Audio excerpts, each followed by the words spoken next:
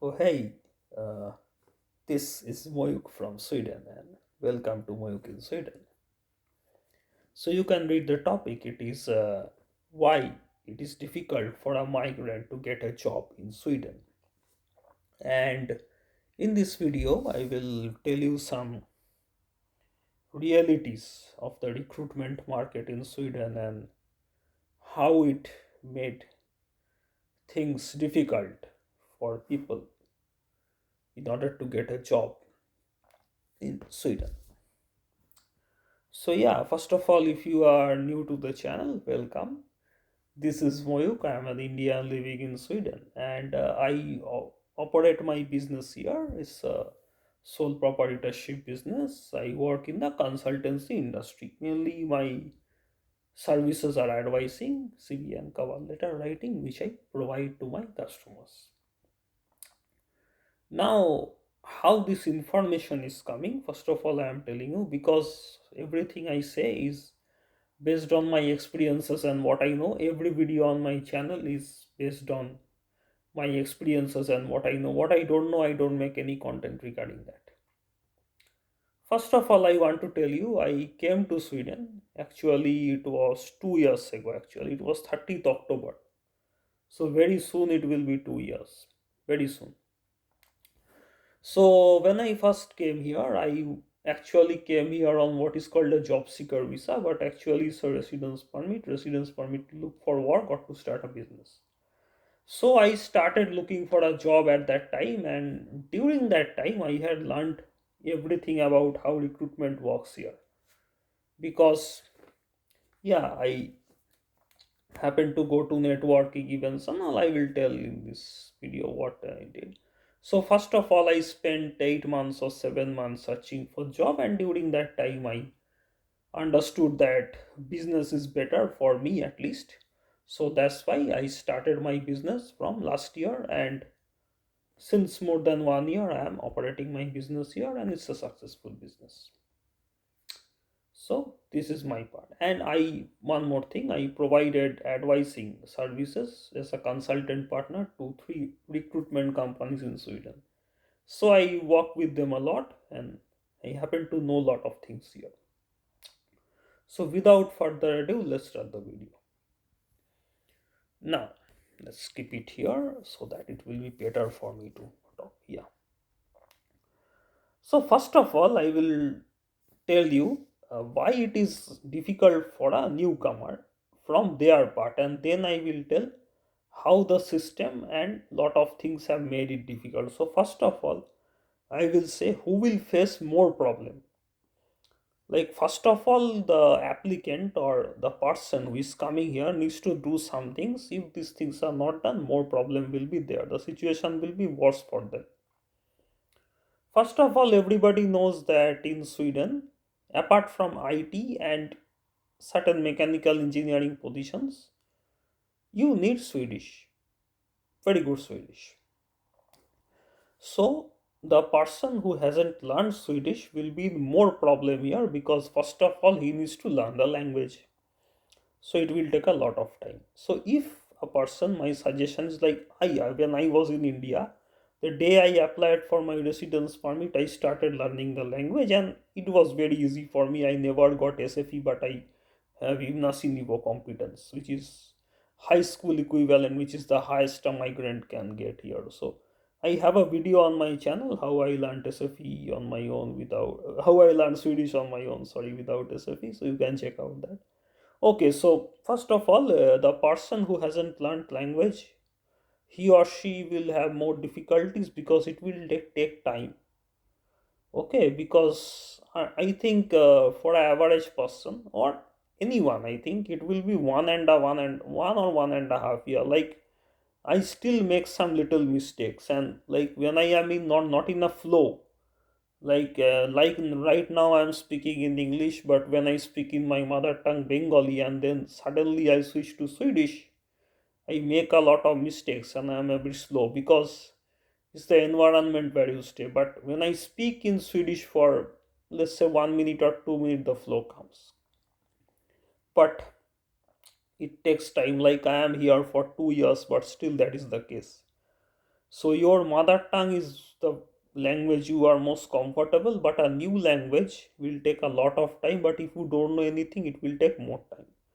But for a job, you at least need to communicate, write, talk with people. At least you need to understand whatever they are saying. Like, at least you need that. You need to communicate. That is the thing. Not that you will give lectures and all, but at least you need to communicate in order to do the job. So that also takes time if you don't know anything. First of all, that thing. Second, I think the problem here from the applicant's part is here that the applicant who lacks skills. Now, lot of people who come here as a migrant, they have skills here. They have worked in their home country, or they have good education, so it's a bit easy for them. They can apply for good jobs and lot of things are easy, but still the language factor comes and lot of factors which I will speak in the later part. But those who are not that much skilled, I think about like a person who has lot of education but no experience, there is no value in this country, because I think in this country the recruiters value experience as more, not your education. Education is good, they will see is good, but if you have more experience, it is looked as more positive. So this is one difference I will say. Like in India and some other countries, if a person does PhD and all and just 1 or 2 years experience, a recruiter will think in other way. But in Sweden, it will be totally different dynamics, because the recruiter will see he hasn't worked here or any work experience. So it will be a problem for these people. So keep in mind, these are some differences I know. Now the third thing is that you should include everything in your CV. Like if you have done any volunteering, this is one more thing I am telling. Lot of people have done volunteering in their home country, but they think that there is no need of putting this in the CV. But I will tell you, volunteering is a very good thing considered here in Sweden. Like if you are a volunteer, it is seen that you have done something for the society without without taking any money. So it's a very good thing and you should include it. Okay, if you don't, I am not telling you will get a job because of that volunteership, that is not possible, but you should include it. Like somehow it will make some impact here. I think you should include it. It is nothing that you should hide. Okay, if you have won any music competition in your school or college, there is no need I think of that. But just in the hobbies or interest, you can write I like to listen to music or I sing, these things, but no need to write that I won this competition. But just the volunteering thing is very important, which organization you did, what type of work you did, and how it affected. That's the thing I think in the CV, in the section of volunteering and all, it might be a one section. So these things people don't do, I think, not learn the language, because most of the people don't understand the importance of Swedish language here in getting a job and many other things. And a lot of stupid companies tell them that everything goes by English, just go there, and they are getting scammed. That thing also happens. And the second thing I told, that people who don't have lot of experience and all, because education is good, but here experience is seen. Wait a minute, the here is doing a wait a minute, let's keep it here. Raw video this. Okay, so and the third is that what I told, the volunteering thing, do keep it in the CV. It's good. So these mistakes applicants make, which makes them problems here getting a job. Now coming to how the system or some other things make it difficult. So here I will talk about some dark realities of the Swedish recruitment market. Let's first of all dive into the cultural aspect here. Let's go step by step. So in Sweden, it's a trust-based society. First of all, and the person, if he or she knows you, that person can trust you. And getting to know a person takes a lot of time here, okay? Because the interaction, socializing is very different than other country people. And like I can tell you, this thing happens more when you work with people, when you study with people, or you do group activities like volunteering, or you are taking any course at a organization or anything. Like I made lot of friends from the church where I volunteer, and somewhere I started alpha and beta course in the church. So my most of the friends are from there. So you can understand, like I work in business and I am just only one sole proprietor. So that is the thing. And some customers I am friends with on Facebook, not much, but mostly with them, because that is the social circle I built. Now coming to recruitment here, the problem is because I am telling you why this connection thing or like trust factor exists in recruitment, I think. Because see, the problem happens here is that the labor laws or the employee laws are very strict. Like in India, the problem is the companies can pay anything to a person. Like I was paid 5,000 rupee being an MBA holder, so there is no rules and anything there. It's a stupid place today. But in Sweden, the good thing is that if you are working, the company can't give you anything as a salary. They should give you according to the market. Okay, there is a thing like if you are working in a sector and this position this much, so there is a thing called like a website in Arbes for building, and I don't exactly remember that. If I find it, I will give the link in the description if I find it later. Right now I don't remember exactly. So there is a medium salary and they can't give less than that. So it's a rules based society. So that is one thing. And the other thing is that nobody can kick you out, like fire you or lay you off like that. Okay. And lot of times what happens, if the company decides to lay an employee off, they go to the union, and the union negotiate with the employer or the recruiter.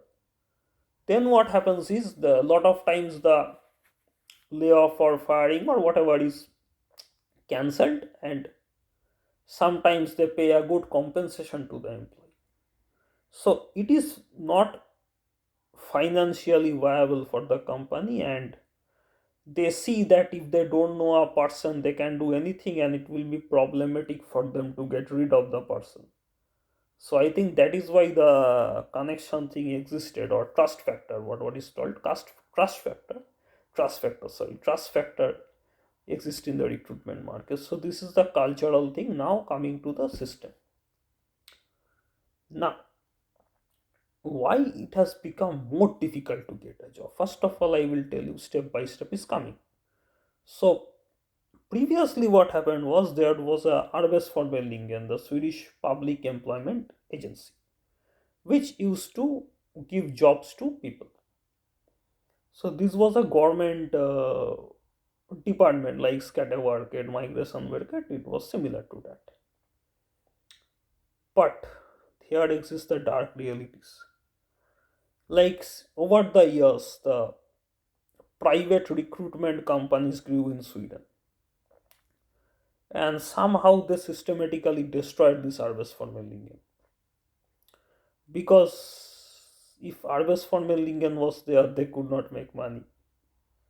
So I think in a way they systematically destroyed it. And right now, I can tell you, right now, what is the case? Like the people who go to Arbes von Mellingen, newcomers, they just go to get the, like some money is given, bidrog and all, just to get that. And their staff is very much, I mean, not efficient, I think.